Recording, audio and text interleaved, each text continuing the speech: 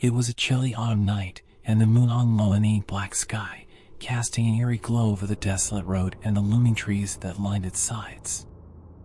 I was in my mid-20s, having recently completed university and plunged into the world of work. Sleep had eluded me for weeks, leaving me with the unsettling habit of taking long, solitary walks through the empty streets of my neighborhood. On that particular night, I felt an unusual emptiness, a profound loneliness that compelled me to venture beyond my familiar surroundings. I meandered through the quiet streets, the only sound accompanying my footsteps being the distant hum of city life. The further I walked, the more my surroundings transformed, evolving from the comforting glow of streetlights to the foreboding obscurity of an unfamiliar stretch of road flanked by towering trees. I decided to enhance my solitary journey by plugging in my earphones and drowning myself in music. As the notes filled my ears, I felt a sense of comfort. However, the enveloping darkness soon overwhelmed my senses, and I found myself growing uneasy. An instinctive shiver crept down my spine, prompting me to unplug my earphones and rely solely on the sounds of the night. As I made my way back, an unsettling tension lingered in the air. It was then that the silence shattered with a blood-curdling scream, a sound so guttural and otherworldly that it sent a jolt through my entire being. My heart raced, and my footsteps quickened in response. Hopeful that it was just an animal, I dismissed the chilling thought of something more sinister. But as I pressed forward, the shadows seemed to morph into something tangible, a large, hulking figure with an unnatural gait, moving not like any creature I had ever encountered. It stood about 1.5 meters tall, with eyes that reflected an unnatural glow in the darkness. Fear seized me, and I broke into a sprint, the sound of my pounding heart drowning out all rational thought. I dared not look back, as an inexplicable terror clung to my every step. The night seemed to swallow me whole, the ominous figure fading into the inky blackness behind me. Finally, gasping for breath, I arrived home and slammed the door shut, my pulse echoing in the silence that followed. Alone in my thoughts, I tried to make sense of the encounter. Perhaps it was a trick of my sleep-deprived mind, a manifestation of stress and fatigue. In the days that followed, I couldn't shake the memory of that night.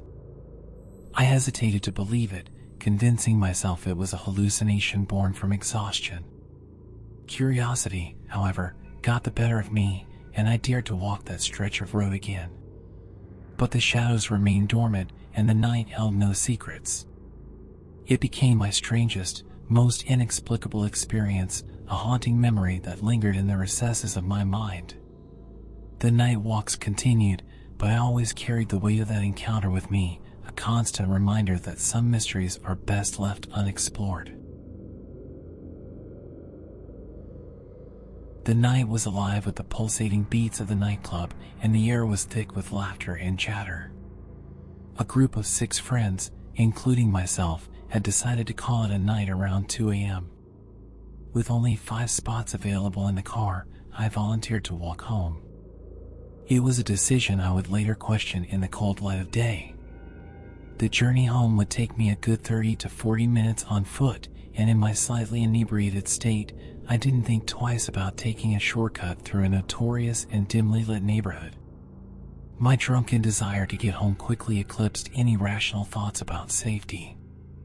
As I stepped into the unknown, the shadows seemed to grow longer, and the familiar glow of streetlights became sparse. I stumbled through the unfamiliar terrain, my senses dulled by the alcohol coursing through my veins. The silence that enveloped the desolate streets was broken only by the distant hum of the city. A realization hit me. I had no clear idea of where I was going. The unfamiliar alleys and winding paths became a maze in my intoxicated mind.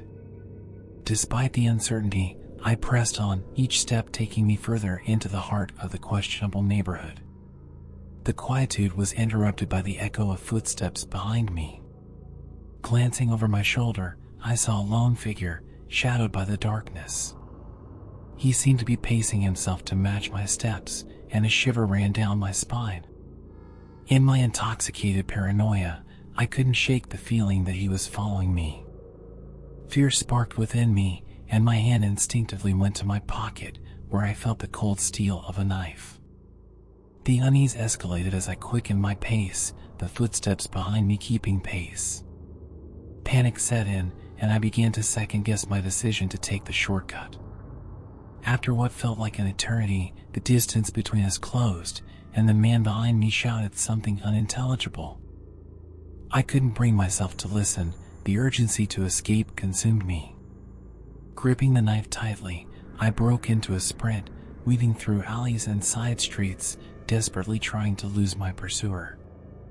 As I sprinted through the night, the thought that I might have taken a wrong turn gnawed at me.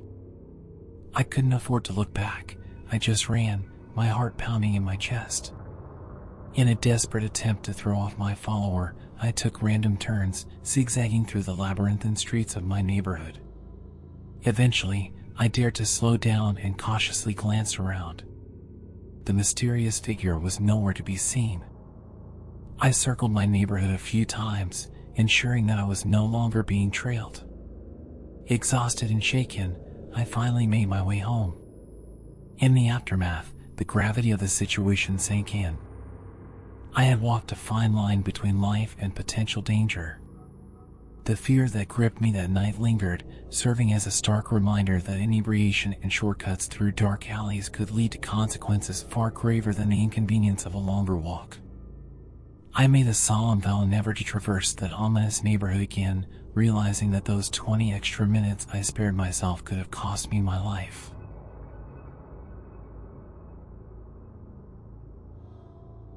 It was a crisp, moonlit night when I decided to take my dog for a walk. The daily grind had taken its toll, and I longed for the tranquility that only a nighttime stroll could provide. I loaded my faithful companion into the car, and we drove to the nearest park, a sprawling green space located about 10 kilometers from my neighborhood. As I stepped out of the car, the silence of the night surrounded me, broken only by the distant chirping of crickets. I grabbed my flashlight, the beam cutting through the darkness as I navigated the quiet paths of the park. Time had slipped away from me earlier in the evening due to a heavy workload, so we started our walk later than planned. In my haste, I realized I had forgotten my dog's leash. My canine companion, however, was well trained, and I assumed it would be a non-issue. We strolled for about an hour, encountering very few souls along the way. The night air was refreshing, and the stillness of the park offered a welcome respite from the chaos of daily life. Suddenly, my dog, usually composed and obedient, began emitting strange sounds, a mix of low growls and anxious whines. Alarmed, I shouted for him to calm down, but my words seemed to fall on deaf ears. Ignoring my commands, he bolted away from me, disappearing into the shadows. Anger welled up inside me, and I sprinted after him, desperate not to lose him in the vast expanse of the park. He had vanished deep into the forested area, and my shouts echoed through the night, met only by the rustling of leaves in response. Panic set in as I stumbled through the darkness, my flashlight cutting weakly through the thick foliage. Minutes that felt like an eternity passed before my loyal companion reappeared, his fur ruffled and bearing fresh scratches. Relief washed over me as I inspected him, but my elation quickly turned to concern.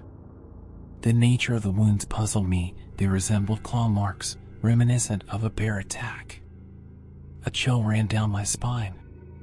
There were no bears in this area, at least, that's what I had always believed. I couldn't shake the unsettling feeling that lingered in the air. A dark thought crossed my mind. What if it wasn't a bear? What if there was something or someone else lurking in the shadows? Fueled by paranoia, I hurriedly ushered my dog back to the car. The weight of the unknown pressed on me as I sped to the veterinarian. The professional there confirmed that the wounds looked like bear scratches, but the idea seemed implausible given the location. Haunted by the inexplicable encounter, I vowed never to venture into the night alone again. The mysterious events in the park had left an indelible mark on my psyche, a constant reminder that sometimes the tranquility of the night can harbor unexpected dangers. The bond between man and dog had been tested that night, leaving me with a newfound respect for the unseen perils that lurk in the shadows after dark.